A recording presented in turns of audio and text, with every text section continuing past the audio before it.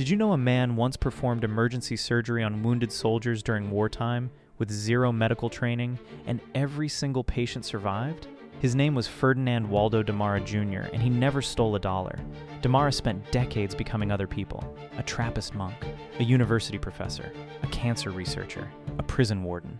Not for money. Just because reinvention felt like the only thing that was real to him. During the Korean War, he boarded a Royal Canadian Navy ship as Dr. Joseph Sir, a fully credentialed surgeon.